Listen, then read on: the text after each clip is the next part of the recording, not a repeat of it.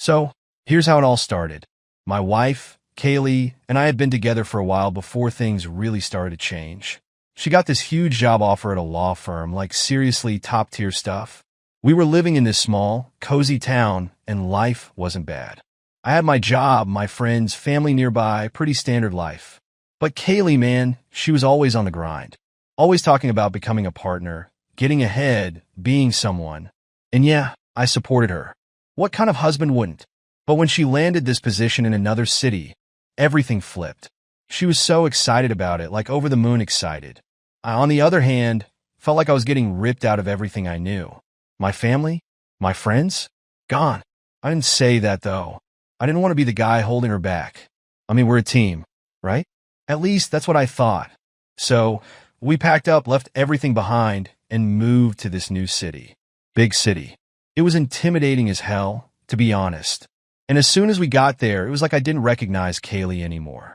She dove straight into work, like she was drowning herself in it. Working late hours, always talking about the partners, always with her head in some legal brief. I'd see her at the end of the day, and it felt like she was a million miles away. Meanwhile, I was struggling. Finding a job in a new city isn't as easy as people think. I applied everywhere, interviewed at a few places, and after what felt like forever, I finally landed a job at this marketing firm. I thought, okay, this could work. It wasn't my dream job or anything, but it paid the bills. The only issue? My boss, Trevor. Trevor was a piece of work. This guy nitpicked every damn thing I did. Like, nothing was ever good enough. He'd call me into his office, stare at me with those condescending eyes, and point out every little mistake. I was trying to make it work, though, but it was rough, especially when I came home every night and saw Kaylee excelling in her career while I was stuck with this prick of a boss. It was like a bad joke. And Kaylee? She was changing too. At first, I brushed it off. I mean, her job was intense. I knew that. She was always at work late, coming home drained. I tried to be understanding. I cooked dinner sometimes, even though I wasn't great at it. I tried to have conversations, like we used to, but she wasn't interested. There were nights she'd come home, eat in silence, and then get back on her laptop like she didn't even notice I was there. I told myself it was just a job. She was stressed. I mean, she'd worked so hard to get here. But something didn't sit right with me. It wasn't just the work that had her distracted. It was like she was pulling away, and I could feel it.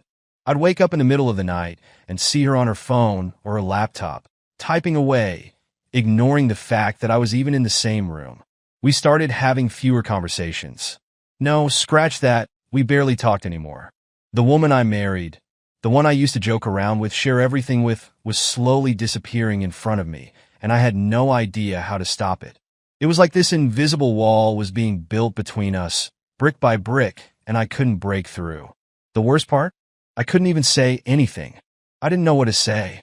Hey, you're acting distant, and I feel like I'm losing you? Yeah, that sounds pathetic.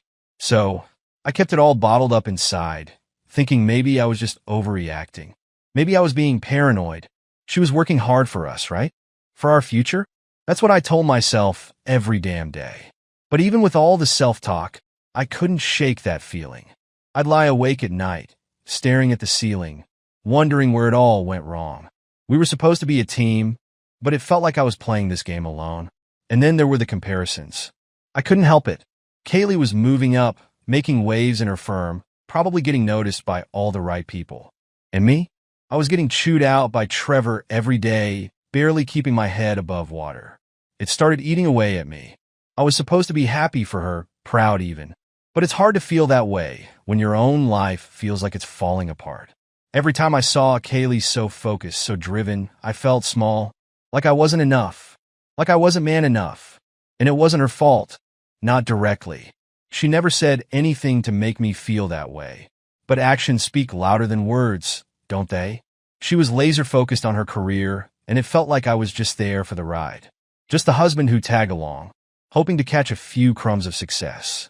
There were nights when I thought about confronting her, about sitting her down and talking about what was happening between us. But then I'd see her come home, exhausted, still glued to her laptop, and I'd back off. She didn't need more stress. She didn't need me whining about how I felt when she had deadlines and cases to worry about. so I just let it go. But inside, it was eating me alive. I knew something was wrong, I just didn't know what. Or maybe I did. Maybe I just didn't want to face it yet. Because once you admit something's wrong, it's out there. You can't take it back. And that's where things stood. Me in a city I didn't want to be in, working a job I didn't like with a wife who was slipping away from me. But at that point, I was still holding on to hope. Stupid, right? I still believed that things would turn around. That maybe once she got settled in her job, we'd reconnect. I thought it was just a phase, that the distance between us would close. Little did I know, the worst was yet to come.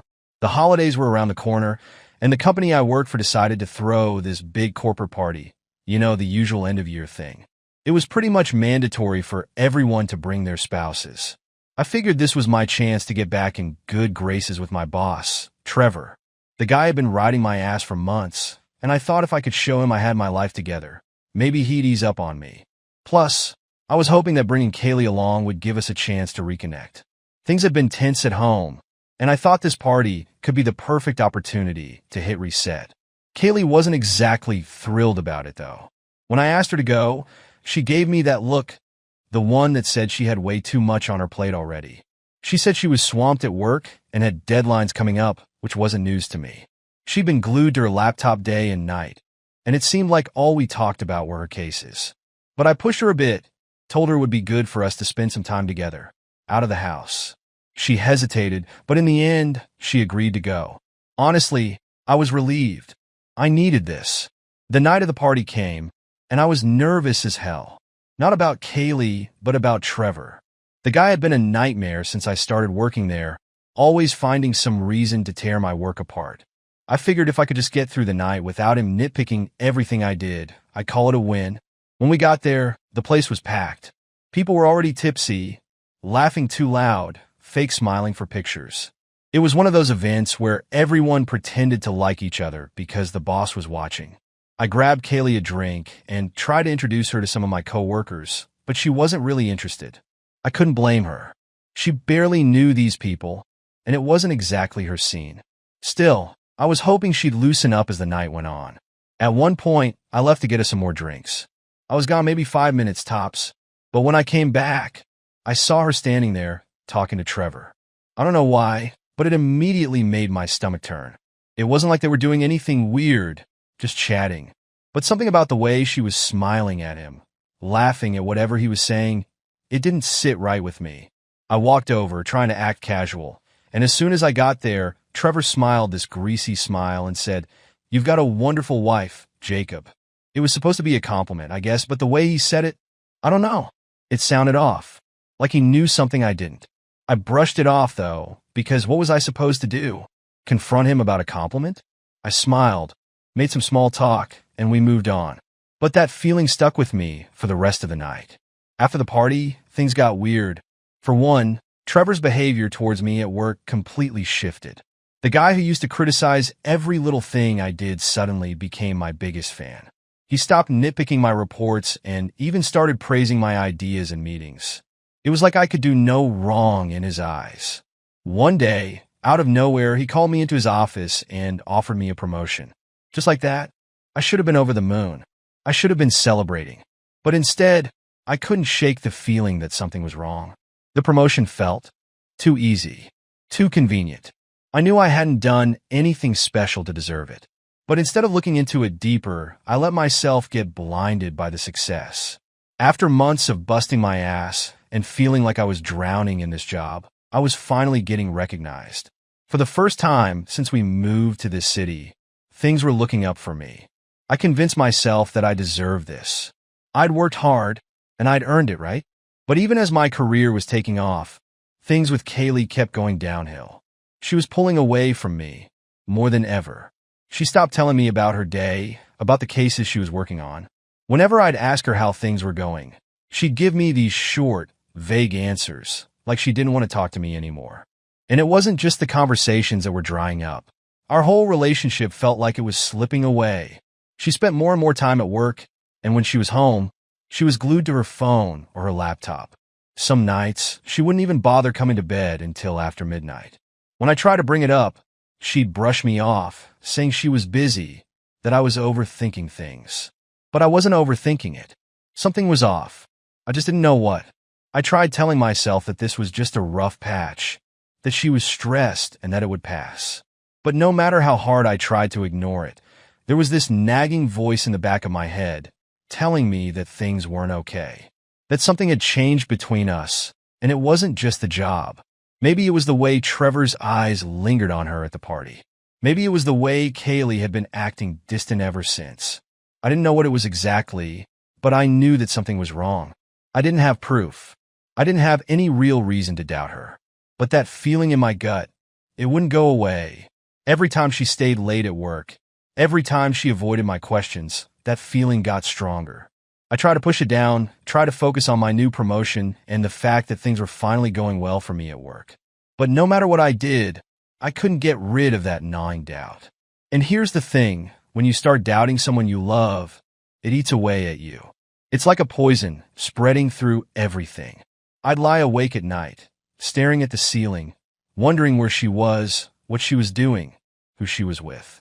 I'd hear her phone buzz in the middle of the night and wonder if it was a work email or something else. I hated myself for thinking like that, but I couldn't stop. The worst part? I didn't know how to confront her. I didn't have anything solid to go on. If I asked her outright, she'd just say I was being paranoid. And maybe I was, but that feeling wouldn't leave me alone. So I stayed quiet. I told myself it was just a rough patch, that it would pass. I focused on my job, on the promotion, on anything that would take my mind off the doubts. But no matter how hard I tried to ignore it, the distance between us kept growing, and I knew, deep down, that things were about to get a lot worse. I thought I was doing the right thing. I thought inviting Trevor and his wife, Melissa, over for dinner was going to clear up the tension I'd been feeling for weeks. I mean, how else could I ease my doubts, right? If I could get Trevor in my house, watch him interact with Kaylee, maybe I'd see that I was just being paranoid. Plus, it was an opportunity to strengthen my relationship with my boss. If I could keep things professional and smooth at work, maybe everything else would fall into place. Kaylee wasn't thrilled about hosting. "You know how busy I am, Jacob," she said with that tone, the one that made it seem like I was the unreasonable one. But I convinced her. I needed this dinner to happen. The night of the dinner came, and it all felt normal at first. I greeted Trevor and Melissa at the door, trying to act casual, like I wasn't internally calculating every glance, every word exchanged. Kaylee was playing the perfect hostess, all smiles, setting up drinks, making small talk with Melissa. For a brief moment, I let myself believe that everything was okay, that I was just being ridiculous. But then, as dinner went on, I started noticing things. It was subtle, but I wasn't imagining it. Every now and then, Trevor would glance at Kaylee, not in a normal, friendly way, but with this look, like they shared some kind of inside joke, something they didn't need to say out loud. And Kaylee, she wasn't exactly shy about it either. Their conversations flowed too easily, like they were in sync in a way that made my stomach churn. They found every opportunity to steer the conversation back to each other, talking about work, cases, their mutual ambitions. Melissa and I were just there like background noise. I tried to brush it off. I kept telling myself it was all in my head. I mean, it wasn't like I had proof of anything. But as the night went on, I couldn't shake the feeling that something was very, very wrong. After Trevor and Melissa left, I asked Kaylee how she thought the evening went. She gave me a half-hearted "it was fine," then went straight back to her laptop like nothing happened. I sat there for a while, staring at her, trying to figure out what was real and what wasn't. She was right there, in front of me, but it felt like she was already gone. I could feel it slipping away, the trust, the connection, everything. A few days later, Trevor didn't show up to work. Normally, I wouldn't have thought much of it, but my mind was already in overdrive. I sent him a quick email about some project details, but no response. Around lunchtime, I realized I'd forgotten that it was my turn to pick up our daughter from school. With work piling up, I tried calling Kaylee, thinking maybe she could grab her instead. I dialed her number and waited. Nothing. No answer. I called again. Voicemail. That gnawing feeling, the one I had been pushing down for weeks, came flooding back. It hit me like a punch in the gut. My head started spinning with thoughts I didn't want to think, and my heart raced like I was on the verge of something I couldn't come back from. When I got home that evening, Kaylee was already in bed. Our daughter was asleep, and the house was quiet. But I wasn't. My mind was loud, chaotic, filled with the worst possible scenarios. I couldn't take it anymore. I needed to know. I needed to stop wondering and find out once and for all what was going on. I walked into our bedroom, my heart pounding. Kaylee was asleep, her phone charging on the nightstand. I stood there for what felt like forever, staring at the phone, my hands shaking. I had never done this before. I had never even thought about invading her privacy like this. But something inside me snapped. I had to know. I grabbed her phone, unlocked it, and went straight to her messages. My hands were trembling so much I could barely hold the damn thing. And then there it was. I couldn't breathe. My chest tightened as I scrolled through the text between her and Trevor. Flirty, explicit, cruel. They weren't just chatting.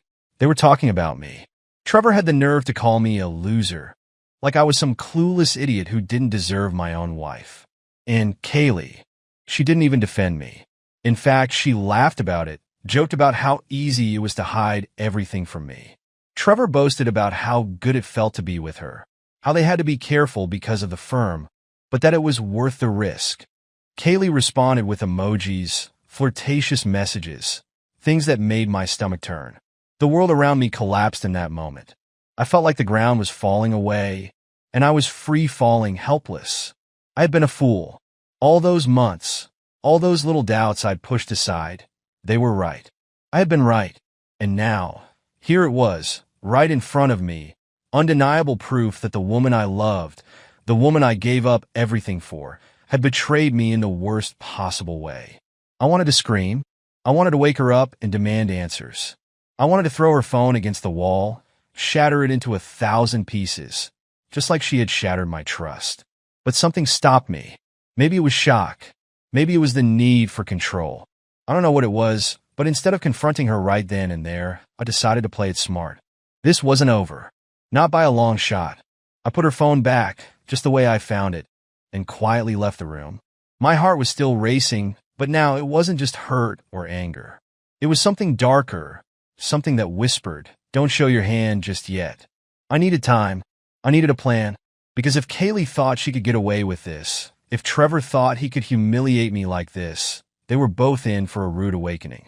I went back downstairs, my mind already turning over possibilities, thinking about what I'd do next. I wasn't going to be the guy they laughed at. I wasn't going to sit back and let them play me for a fool. No, I was going to make them regret it. The morning after I found those texts, I sat there in the kitchen, staring at my coffee like it was going to give me some kind of answer. My mind was racing, trying to figure out what the hell I was going to do next. Part of me wanted to confront Kaylee right away, scream at her, throw everything out in the open. But that wouldn't solve anything. It'd just give her and Trevor a chance to spin their lies, cover their tracks. I needed something bigger, something that would leave no room for them to wriggle out. That's when I thought of Melissa, Trevor's wife. If I was going to take these two down, I couldn't do it alone. I needed someone who had just as much at stake as I did. And Melissa? She had no idea what was going on behind her back. Or at least, that's what I thought at the time. I sent her a message that morning, asking if we could meet up. I kept it vague, just saying it was about work. She agreed, probably thinking I wanted to talk about Trevor or the office or something equally boring. We arranged to meet at this quiet cafe downtown, somewhere out of the way, where we wouldn't run into anyone we knew. The last thing I needed was for this to get back to Kaylee before I was ready. When I got there, Melissa was already sitting at a small table by the window, looking as put together as ever. She was one of those women who always looked like she had her life in order. But when I sat down and looked her in the eye, I could tell she was already on edge. Maybe she had sensed something, the way we all do when something is off in our marriages. But what I was about to show her would blow everything wide open. "Thanks for meeting me," I said, trying to keep my voice steady. My hands were shaking under the table. This was it. Once I started, there was no going back. She smiled politely, but there was confusion in her eyes. "Of course. Is everything okay?" I didn't waste any time. I pulled out my phone, opened the messages, and slid it across the table. "You need to see this." She glanced down, her brow furrowing as she scrolled through the texts. At first, she didn't react. It was like her brain couldn't process what she was seeing. But then her face changed, shock, hurt, then anger. Pure Roanje. He's been with her, she said, her voice barely a whisper. She looked up at me, her eyes filling with tears. How long has this been going on? I shook my head. I don't know, but I've got proof now. She sat back in her chair, blinking hard as if she was trying to stop herself from breaking down right there in the cafe. I always had a feeling, she admitted after a long pause. Trevor's been distant for months, but I never had any proof until now. There was a long, heavy silence between us. It wasn't the awkward kind, but the kind where two people are trying to figure out how to move forward from something that just shattered their world. And then something shifted. I saw it in her eyes. The same look I had felt inside me the night before when I decided I wasn't just going to sit back and let this happen. She wasn't just sad anymore. She was angry, furious. We can't let them get away with this, she said, her voice low but firm. I nodded, my own anger bubbling back to the surface. I've been thinking the same thing. We need a plan. That's when she suggested it. The hidden cameras. It was a brilliant idea. They thought they were being so sneaky, carrying on their little affair behind our backs. But if we could catch them in the act, we'd have irrefutable proof. Not just some texts, but undeniable, concrete evidence. We'll install cameras in both houses, Melissa said, her voice taking on a sharp edge. In our bedrooms. That's where they think they can get away with it, where they feel safe. We'll catch them there. I was all in. This wasn't just about confronting Kaylee anymore. This was about taking control, about making sure they couldn't lie their way out of it. It wasn't going to be easy, but I didn't care. They had betrayed us, humiliated us, and we were going to make sure they paid for it. We spent the rest of the day planning everything down to the smallest detail. We went out that afternoon and bought the cameras, tiny, discreet, easy to hide. Melissa was cold and calculating as we discussed the plan, and I knew she was just as determined as I was.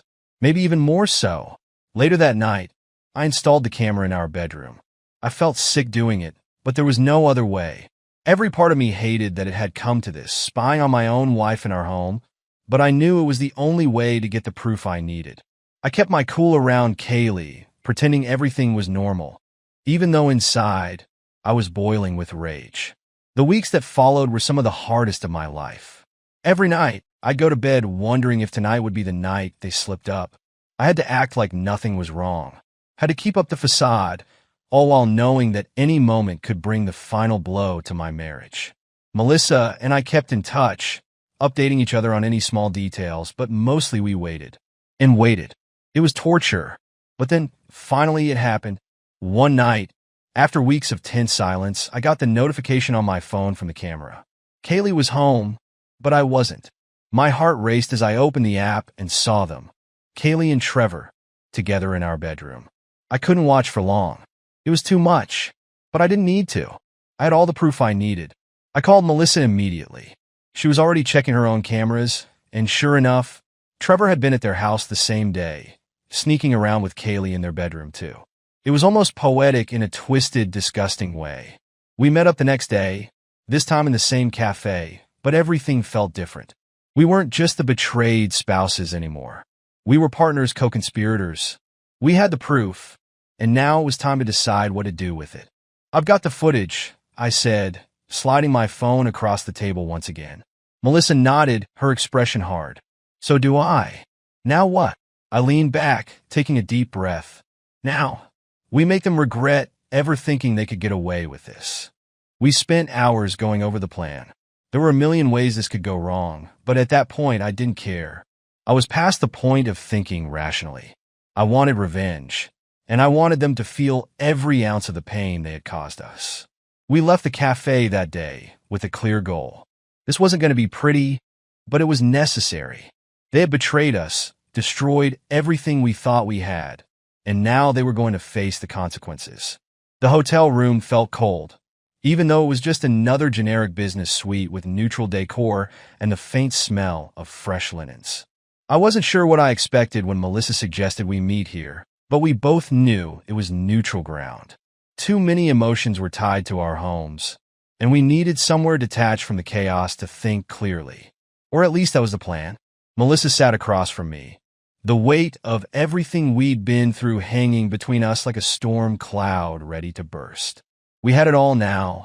The footage, the proof. It was only a matter of time before Kaylee and Trevor would face the consequences. Melissa poured us both a drink, whiskey, no ice. I wasn't a big drinker, but right then it felt like a necessary escape. To freedom, Melissa said, raising her glass, her eyes glinting with something I hadn't seen in her before. It wasn't joy or relief. It was something darker, vindication maybe, but also pain, raw and deep. To freedom, I echoed, though the word felt hollow.